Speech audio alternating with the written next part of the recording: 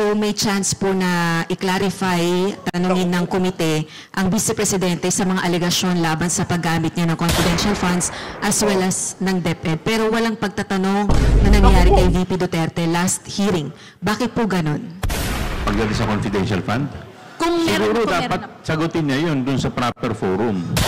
Dahil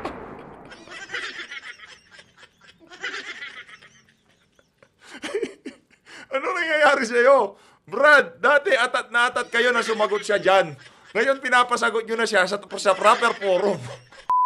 O anong nangyari dyan, Congressman Joel Chua?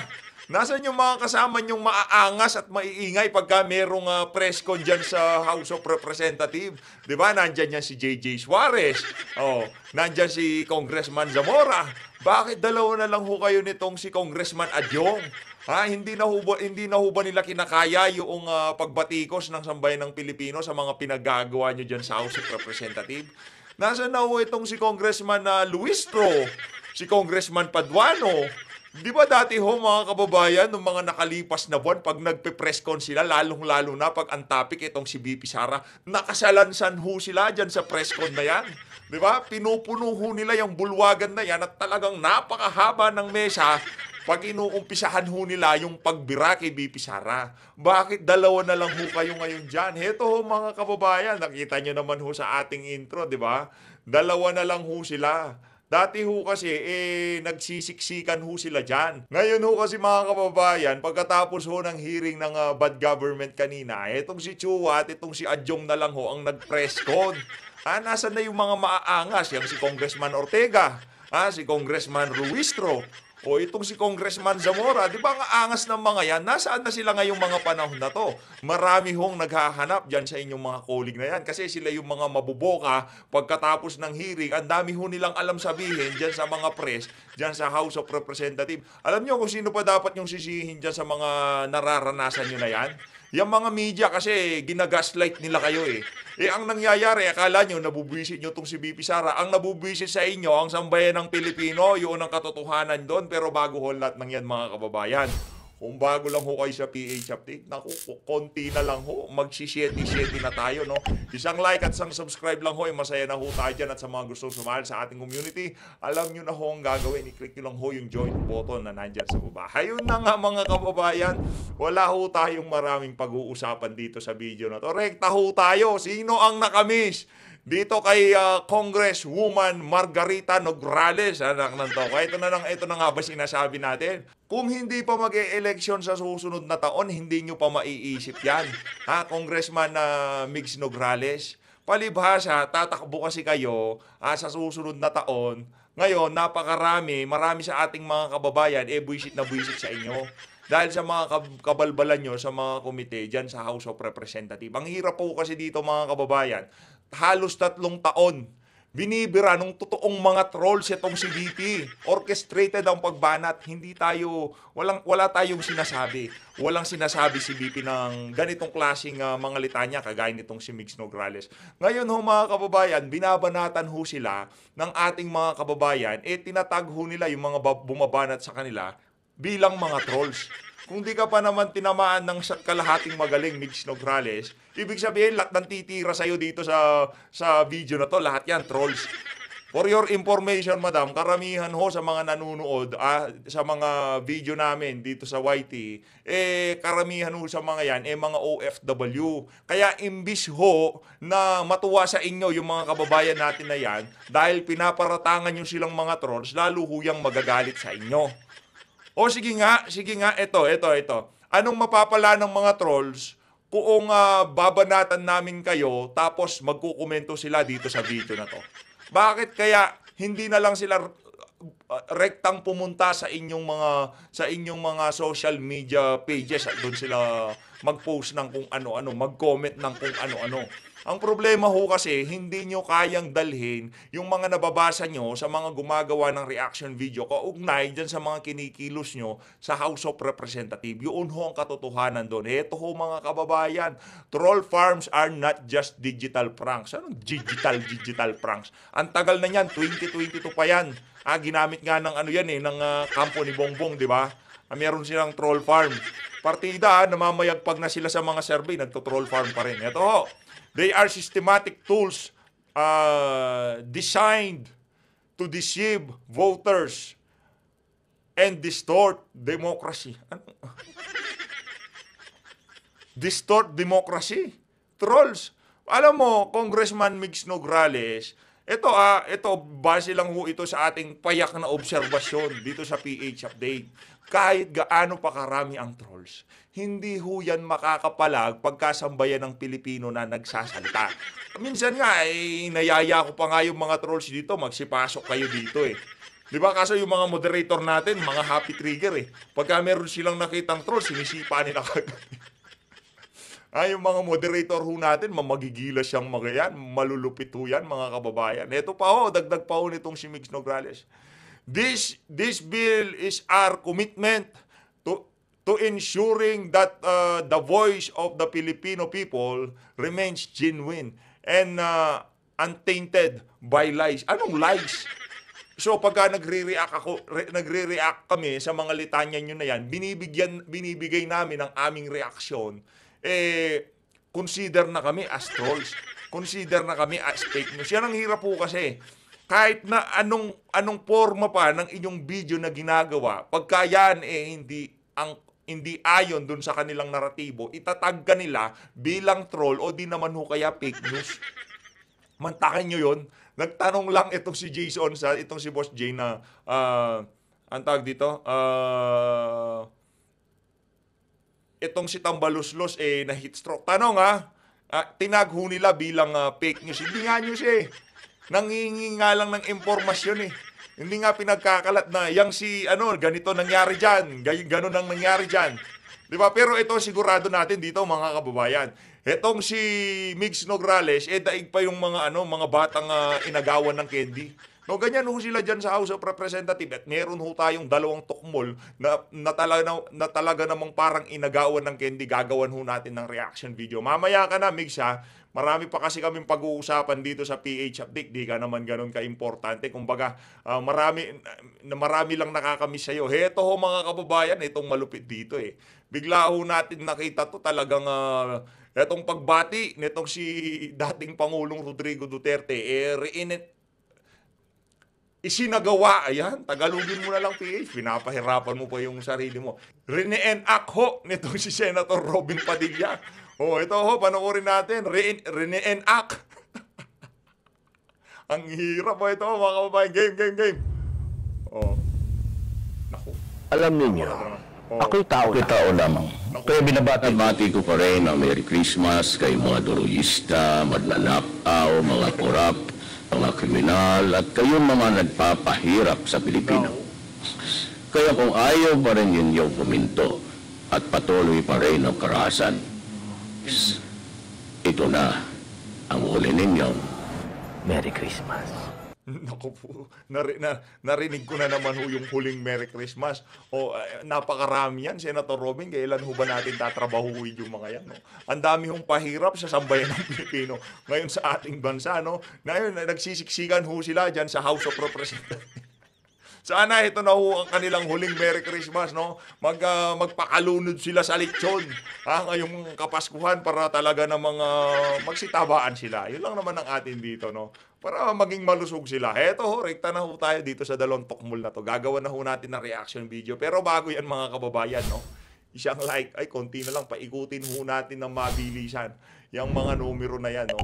Isang like, isang subscribe at kung inyong mamarapatin, paki-share na rin ho ng ating video. Ayun na nga, rekta na ho tayo dito kay Adyong at dito kay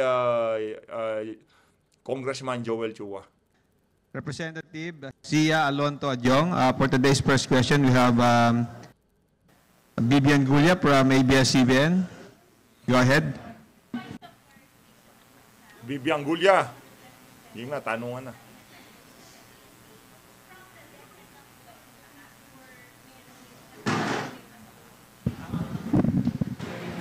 This is from DepEd alone. Apo. Load. Kasama po ba dun si Cocoy Villamin sa 677 and doon sa 405 na no records with the PSA? Yes, si Cocoy Villamin kasi umapir yung pangalan niya both sa OPP at saka sa DepEd.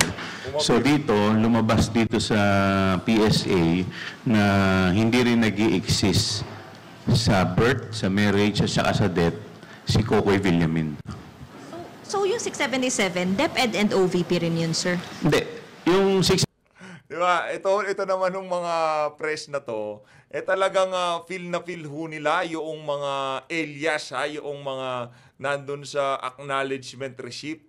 Alam naman ho nila na mga mga palayaw, ika nga, no? Palayaw ho yun, hindi ho totoong mga pangalan yun ng mga individual na kung sino man ang nakalagay na pangalan doon sa mga yung Mary Grace Piatti, hindi ho Piato sa Piatti, Mary Grace Piatti. 677 DepEd alone. Iba pa yung sa OVP.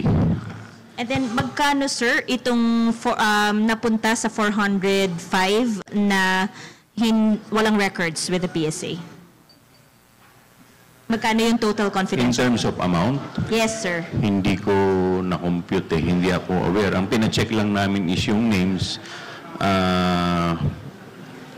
Pina-verify lang kasi namin yung mga pangalan pa. Okay. Pero gusto ko lang idagdag, yung amount in question really is 612.5 million. 612.5 both OBP and DepEd. Insofar as DepEd is concerned, 112.5 million. Thank you. Mela from PTV4. Sir, just to clarify, kasi yung una nating nasabi, 677. So yung 133 po ba, I mean the rest ng, kung 405 ay nakita natin na walang record, na sabi niyo nga po kanina non-existent, yung the rest po ba, ibig sabihin may record naman po sila? May record pero maraming kapangalan. Like yung iba, 5, may 10, may maraming pangalan. And sir, last na from my end, kung pagsasamahin yung mga pangalan na nakalap natin sa acknowledgement receipts ng OVP at DepEd, ilan po yun overall? Ilan po yung hinihintay nating verification from PSA mula naman sa side po ng OVP? Ang OVP, if I'm not mistaken, parang 2,000 ata yun kung hindi po ako nagkakamali. I will have to check and double check. Double check ko sa OVP. So sa ngayon may nasa 2,000 names pa na Mas under malaki kasi yung budget ng OVP That is 500 million So, Teka muna, Joel Chua, ha?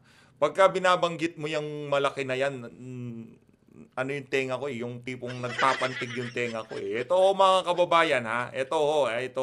Ito ho ang malaki, ha? COA Marcos office spent over 2 billion pesos in confidential funds in 2023. Alin ho ba yung malaki? Yung daang-daang milyon o itong 2 bilyon? Joel Chua, sagot. Malaki. Malaki lang dito yung ano mo.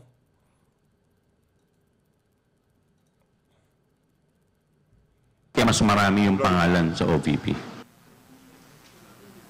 Sandro Chona from Bilinari TV.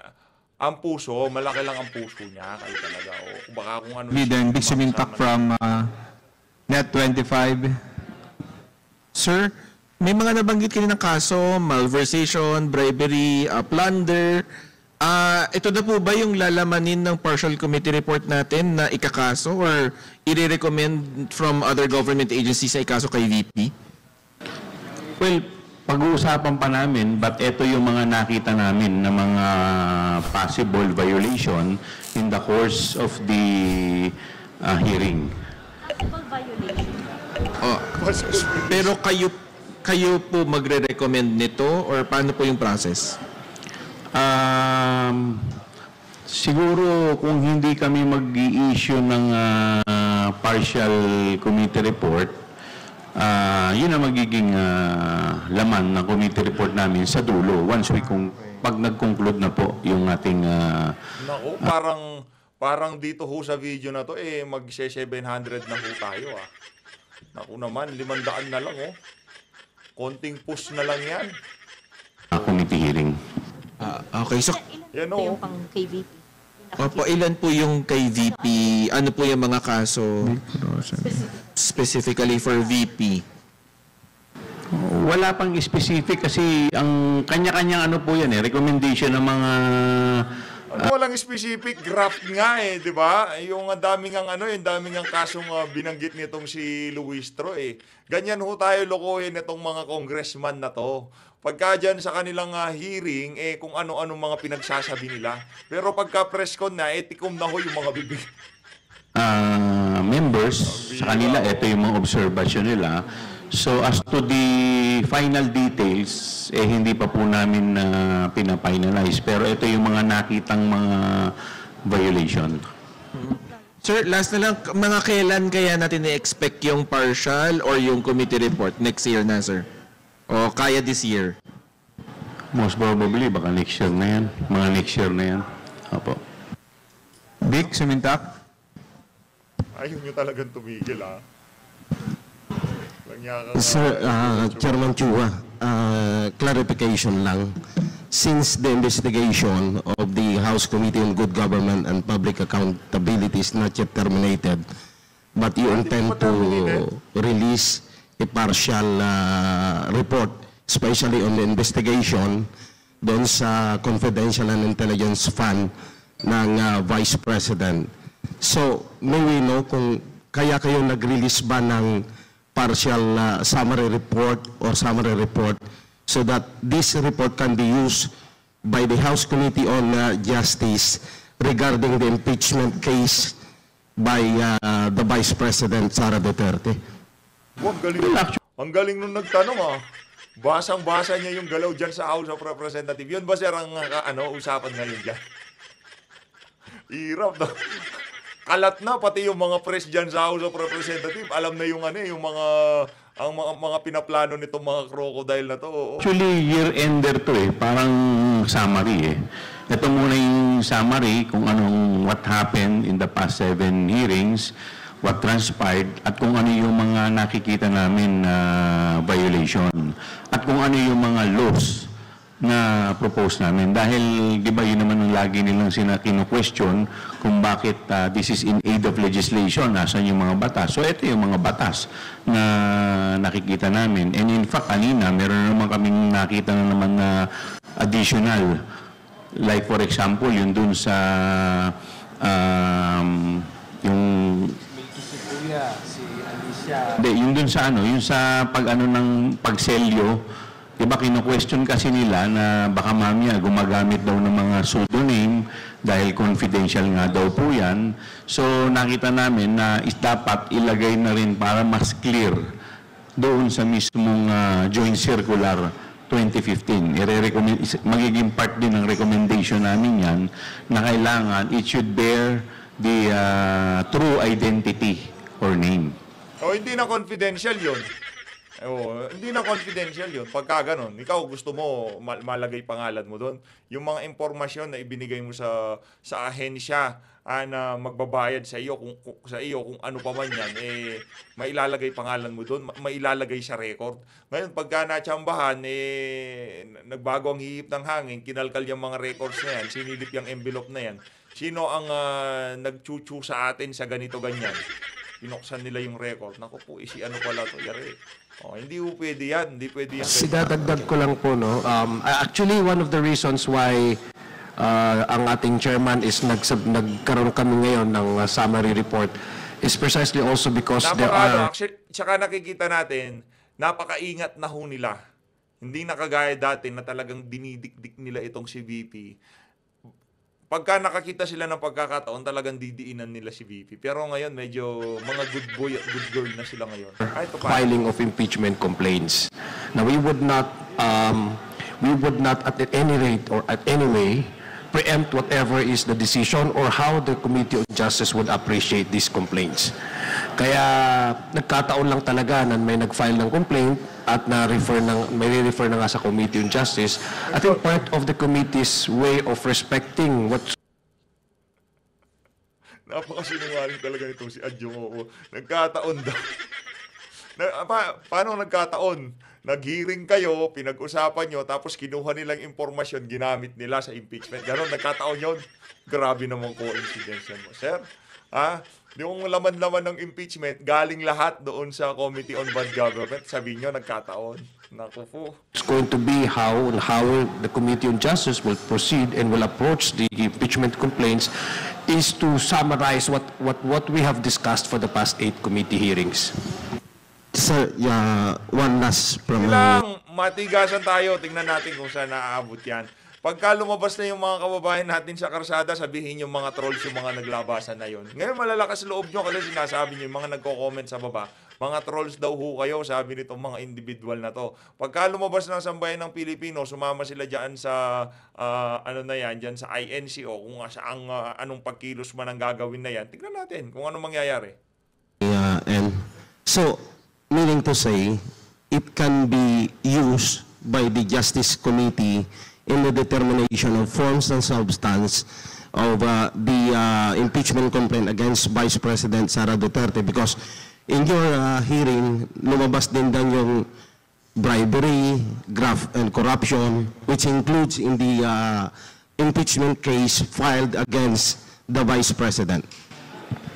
Yung mga final pong impeachment complaint, if I'm not mistaken, marami rin naman po kinuha nila dito sa committee hearing namin eh. So, to answer... So umamin ka din. Galing din dyan sa committee nyo yung mga ginamit sa impeachment. Tapos naglabas kayo ng partial committee report, isusumitin nyo sa Committee on Justice, yun ang pagbabasihan nila doon sa mga impeachment, doon sa impeachment complaint na ibibigay sa kanila. Kung di ba naman kayo sa kalahating tanga dyan, di ba? Saan pa yung magiging fairness ng Committee on Justice? Kung yung findings ng mismong committee na kasama, nakapaloob yung ilang miyembro ng Committee on Justice, sila rin ang babasa ng partial committee report. Ang galing ho nilang paikot-ikutin yung sambayan ng Pilipino, loko-lokohin ho nila tayo. Di ba? Your question, it will not prevent them from getting information, mga recommendation dito po sa aming committee hearing. Idadagdag ko lang, no. Balikan po natin yung kasagutan po namin kanina, na that would depend on how the Committee on Justice approach the complaint. So, yung committee hearings naman po natin, it's a public record. It's being televised and being streamlined all over different social media platforms. So, I guess a way of really allowing kayong sa aking consideration, for my personal take on this is to allow the complaint, the impeachment complaint, referred to the Committee on Justice to have its way, how they would discuss that. Kaya nga po tayo ngayon nag-summarize is para hindi parallel while dinidiscuss natin yung mga issues, may mga katanungan tayo, at the same time doon sa kabilang kwarto ay nagdi-discuss sila ng impeachment complaint. I mean, that would, to me, that would certainly be something that should raise an eyebrow para sa akin. So just to be more circumspect in terms of allowing other committees to do its job, mas magandang i-summarize na lang natin kung ano na pag-usapan. Thank you. Rosalie Cas from UNTV, then followed by Dwight De Leon from Rappler. Good afternoon po. Question po from our desk. Kasi last meeting po ng inyo pong committee, dumalo po si Vice President Sara Duterte at nag-take ng oath. So may chance po na i-clarify, tanungin ng komite ang Vice Presidente sa mga alegasyon laban sa paggamit niya ng confidential funds as well as ng DepEd. Pero walang pagtatanong na nangyari kay VP Duterte last hearing. Bakit po ganon? Grabe o, binabastos na kayo ng mga... hindi o gusto ni Adjong yung tanong. Secret yun eh. Di naman kasi siya kasama sa script. Diba? Walang maglalakas ng loob na magtatanong eh. Hindi gusto ni Adjong yung tanong. Hoy, Adjong! Well, actually, may mga magtatanong supposedly sa kanya, but unfortunately, nagkaroon po ng incident. Hindi! Nako, tagal niyan nakaupo dyan. Lulukoy mo na naman kami. Supposedly. halos 5 oras o 6 na oras nakaupo si VP dyan, di nyo tinanong. Nung umaalis, doon bigla may magtatanong, tanga ka ba, sir? Anak ka lang toko, oo. Gina Acosta, kasi yung mga congressman na nando doon, nakapokus muna sila doon sa mga SDO na Sabi mo na kasi, nung araw na yun kasi, madam, alam mo, madam na reporter, wala sa script si VP Sara. Kaya kahit gusto namin siyang tanongin, wala kami maitatanong kasi mga wala kaming utak. matend. So, siguro kung medyo natagalan pa, pupunta talaga kay VP Sara. Nandun na nakailang hearing na kayo nung pong matatagalan. Di ba gigil na gigil kayo kay VP? Mag-take ka ng oath, doon ka namin na i-acknowledge, di ba? Nag-take ng utang ali, umupo siya ng 6 na oras. Ilang oras? Kahit ilang oras pa yan, kahit 1 oras nga lang siya umupo dyan Pagkakataon na ninyo para maglundagan kayo, di ba? Pero hindi nyo ginawa. Doon pa lang makikita na ng sambayan ng Pilipino kung gaano kayo kawawalang hiya dyan sa House of Representatives.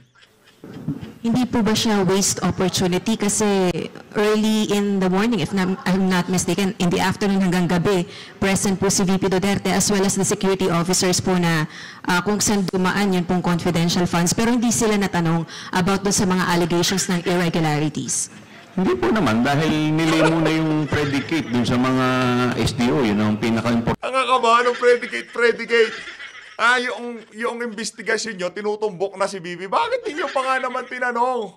Ang labo nun, Brad. Importante munang tinanong But unfortunately, nagkaroon nga tayo ng emergency situation. Kaya po hindi po nakaabot kay VP Sara. Mali. Last na lang po on my part, yung pong inisa-isang mga kaso of legal liabilities, probable or possible legal liabilities. Ako dito sa aling nagtatanong, masama at tingin nitong si Congressman Joel Chua. Wala ka ng allowance. Inisa-isa na po ba ito dahil may sapat ng batayan na nakita yun pong inyo pong komite para magsampa or mag-recommend ng charges to file against the key officials of OVP at DepEd under VP Duterte? Based po sa 7th hearing na nangyari sa atin, ito po yung mga recommendation ng mga member na nakikita po nila na possible violation na nangyari po sa mga paggamit po ng confidential fund. Thank you po.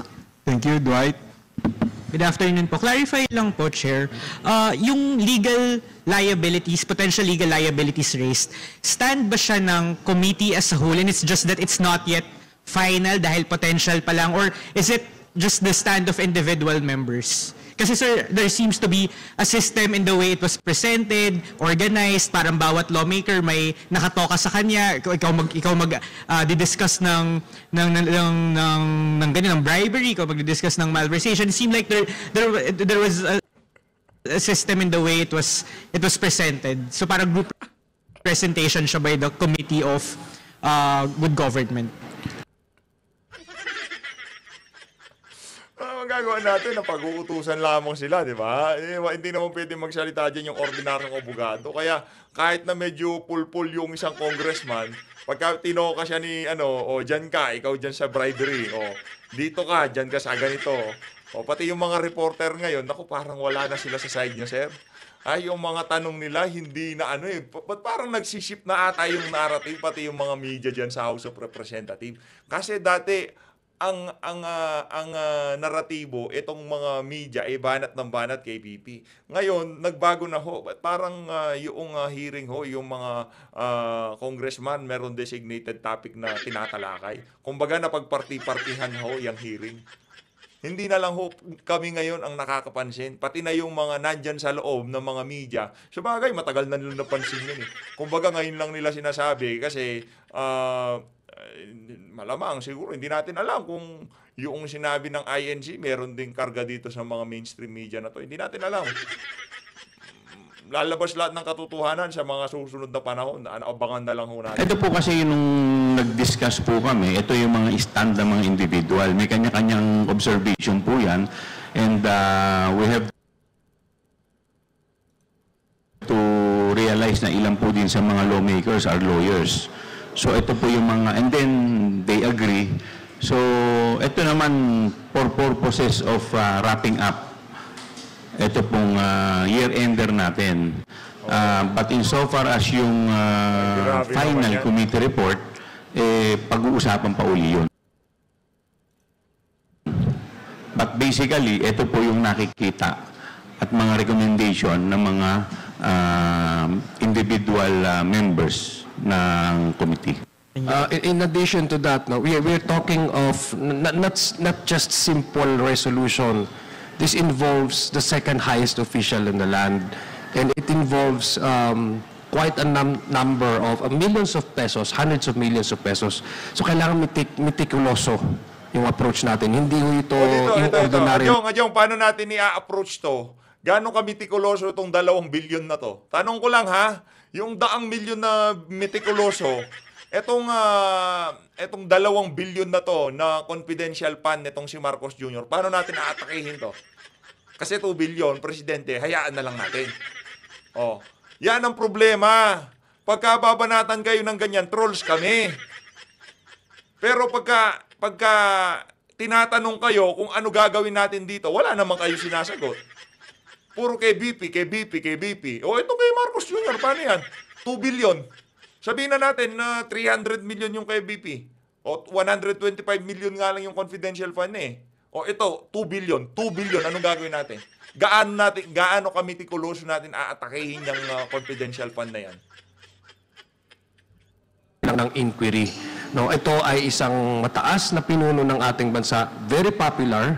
So kailangan, once we lay down the predicate and once we formulate our own questions, yung tumbok na dapat malaman ng tao. And number 2, like sa akin, sa case ko, I particularly... Lagay ko lang dyan para yung talagang dapat malaman ng tao.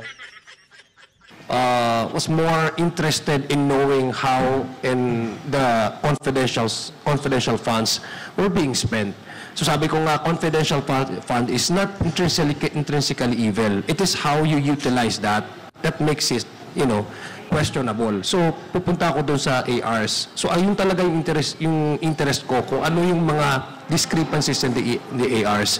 As to the other congressmen, members ng committee, meron din silang sariling mga interest. So, but before kami pupunta doon at baka hindi ma-juggle up yung lahat ng information, nag-uusap-usap talaga kami kung what are the parameters ng bawat issue para maganda ang pagkaintindi ng ating taong bayan. Dahil hindi ito... Grabe, nag-uusap na kayo, pinagplanuhan nyo na paano ipaliwanag sa mga kababayan natin. Sablay pa rin. Nagmukha pa rin, imbis na magmukhang masama si BP, kayo ang nagmukhang masama. Kasi nakita ng ating mga kababayan, bakit nyo nga naman binibira yung BP sa 125 million na confidential fund? Etong si Marcos Jr. pala, noong 2023, meron siyang 2 billion. Billion, hindi million. Yung kay BP, million lang. Dito, billion. Pero hindi ho nila tinatanong. Sa tingin ko, yung mga Mary Grace Piatos dyan sa 2 billion na yan, mga nasa ano yan, mga nasa 10,000. O di naman ho kaya mga 100,000 Mary Grace Piatos ang nakalagay dyan. Ordinaryong tao ang pinag-uusapan natin dito at hindi ito ordinary at mababa lang yung amount ng pinag-uusapan natin. And number 3, to your question, hindi po ito officially na stand ng komite with respect to our chairman. These are individual observations of each of our committee members. Ano lang po yung specific timeline kung kailan natin balak tapusin yung pag-iimbestiga ng committee? Parang bago ba mag-campaign period? Are you eyeing na sana magkaroon na ng final committee report? Ano po yung tinitingnan nating parang siguro hard deadline for the committee? Sa totoo lang, nung nag-usap-usap po yung mga miyembro, may mga nag-raise po kasi ng question na ang naging ugat po ng lahat ng ito ay kung hindi po natin, baka makalimutan po natin, based dun sa privilege speech ni Congressman Valeriano tsaka dun sa manifestation ni Kong Jinky. Dun sa manifestation po ni Kong Jinky, it involves yung DepEd Fund, kasama po dito yung sa computerization, yung hindi po na i-deliver. So may mga miyembro po na nag-raise ng question na bakit yun hindi tinakil. Why focus only sa confidential fund? So kaya hindi po kami nakapag-come up ng final committee report dahil nga po gusto po ng ibang miyembro na pati yung iba masolusyonan nang sa ganun kung may mga kinakailangan din pong batas na dapat kaming maipasa, yung mga miyembro, dapat maaktuhan. Otherwise, kasi sa totoo lang, daang-daang milyon din ang nagastos doon sa mga computer. So baka mamaya, bakit nangyari yung ganong sitwasyon? So hindi po masyadong nagdwell sa ibang mga issues. Masyado pong na-focus dito lang sa isang item lamang. Kaya yung iba po, gusto nila na pati yun ay mapag-usapan din na sa gano'n makita kung ano naging problema. Pero kung ano yung parang kung may deadline lang. Kasi pag nag-break kayo ng February, yung balik nyo na after the elections. Tapos, syempre mag-expire yung term nyo by end of June. Siguro sa susunod na mag-meeting kami, ipa-finalize namin kung ano po talaga ang nais ng mga miyembro. Kasi siyempre, you have to consider yung lahat ng mga opinion ng mga miyembro mo . So, kailangan we have to come up. Otherwise, kung may mga miyembro na hindi rin naman ayaw pa na matapos, o kagaya kanina, si Congresswoman Franz Castro, tinatanong bakit yung dalawang hindi kino-question. So, may mga ganitong issue . So, hindi naman po pwedeng desisyonan lang ng chairman lahat yan. So, kailangan lahat yan, siyempre, i-consider mo lahat ng mga opinion at mga insights ng iyong mga miyembro. Thank you po. Thank you. Let us see the next questions from Lenes Capanti of GMA Online, followed by Kat Porbes of Radyo Pilipinas. Hey dear, excuse me, wait.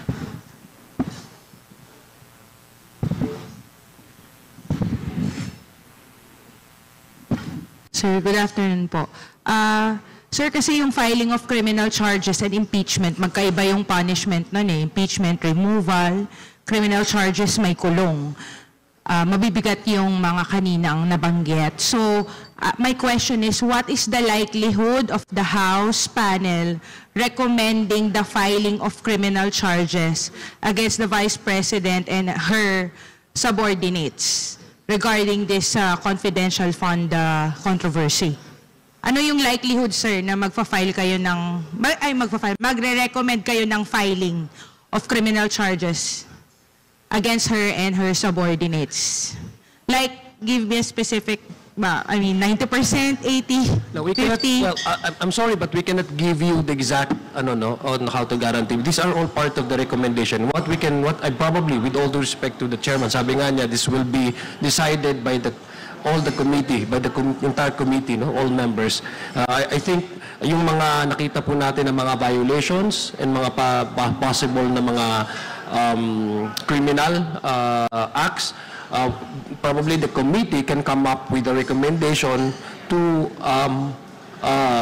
propose to yung mga appropriate agencies of the government to pursue their own investigation.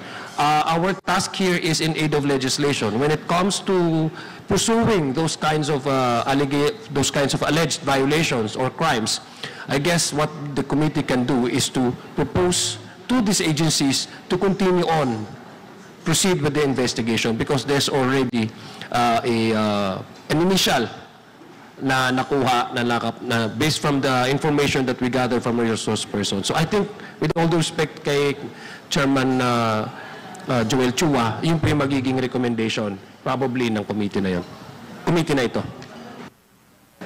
And in addition to that, meron pa naman kaming isang meeting na kung saan kami lang po yun, mga miyembro.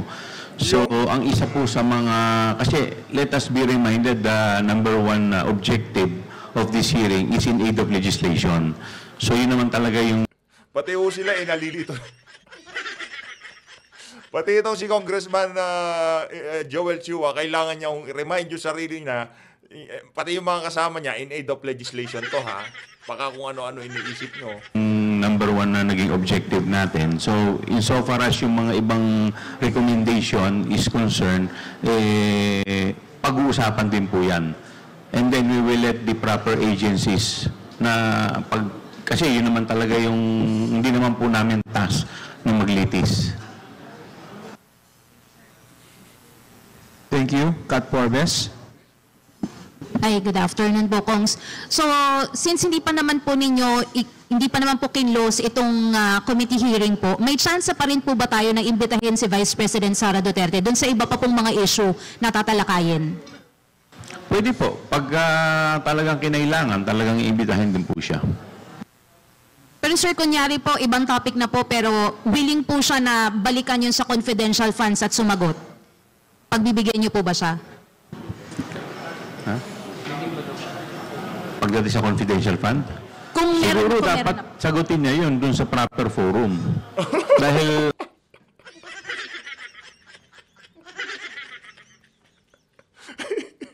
Ano nangyayari sa'yo? Brad, dati atat na atat kayo na sumagot siya dyan. Ngayon pinapasagot nyo na siya sa proper forum. Lakas ng salte. Ang natawa. Ang sakit nyo sa ano? Sakit nyo sa headband? I think kung ini-refer na po yung impeachment niya, ni-refer po sa Committee on Justice, I think that is the proper forum para yun sagutin. Ed Sarto from DZME.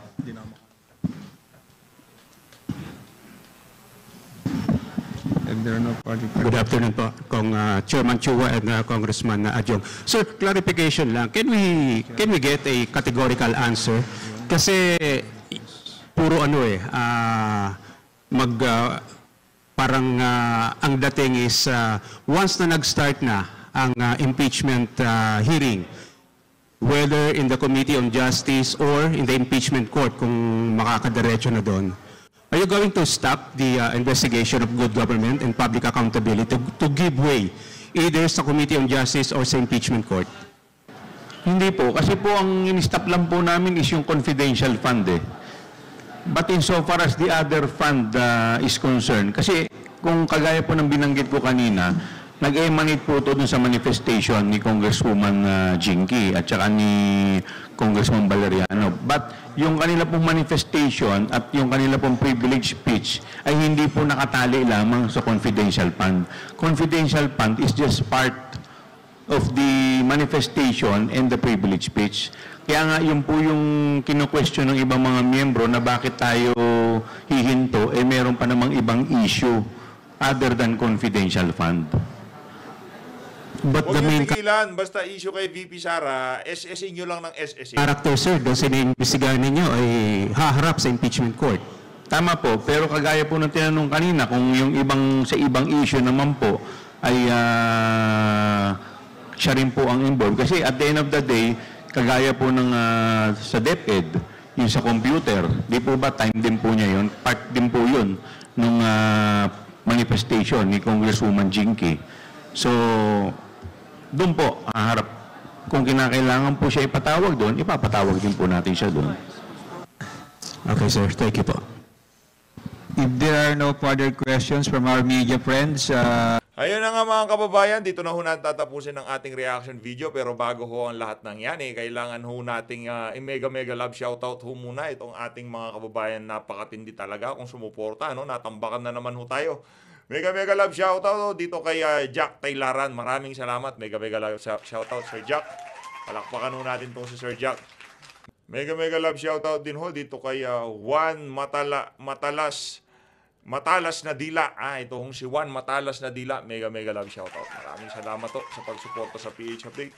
Mega love shoutout din ho dito kay Sir Herbiscal. Salamat ho diyan sa $9 maraming $8 maraming salamat ho. Mega love shoutout din ho dito kay Lovelyn Shibukawa. Ma'am Lovelyn, ingat po kayo dyan sa Japan. Mega love shoutout. DS, maraming salamat ho sa $100. Mega love shoutout. Salamat ho. Mega love shoutout din ho dito kay Ma'am Babe Smith. Maraming salamat ho. Mega love shoutout. Thank you ho dyan sa $5. Mega love shoutout din ho dito kay Ma'am Susan Jean Monod. Maraming salamat ho. Mega love shoutout. Mega love shoutout din ho dito kay Mirna Lifestyle. Maraming salamat ho. Ma'am Mirna, ingat ho kayo dyan sa Singapore. No? Maraming salamat. Mega love shoutout din ho dito kay MJ Mary Jane Maturan. Salamat ho. Barbera, ano tawag dito? Hairstylist itong si Ma'am MJ. Hairstylist to si Ma'am MJ. Mega love shoutout din ho dito kay Ambisyosa. Huwag ka masyadong magpa-stress, madam. Relax ka lang. Ito talagang si Ma'am Ambisyosa. Oh. Mega love shoutout. Dito kay dalawang beses na pala tong si Sir Herbiscal. Mega love shoutout. Maraming salamat ho sa pagsuporta sa PH Update, Herbiscal. Mega love shoutout din ho dito kay Ma'am Ariza yan. Ma'am Ariza yan, salamat ho dito sa 320 yan. Maraming salamat ho. Mega love shoutout Ma'am Ariza yan. Mega love shoutout din ho dito kay Lovelyn Shibukawa. Pangalawa na rin ito ni Ma'am Lovelyn Shibukawa. Mega love shoutout Ma'am Lovelyn Shibukawa. Mega love shoutout din ho dito kay Winter Otso. Maraming salamat ho. Mega love shoutout. Ayun na nga mga kababayan, no, yung mga umabot dito sa bahagi ng video natin na to, malamang sa malamang nakasubscribe na ho kayo. Paki-ano na lang ho mga kababayan, paki-share na lang ho nitong video. Maraming salamat. Magkita-kita ulit tayo sa susunod na reaction video. Malinat na Pilipinas.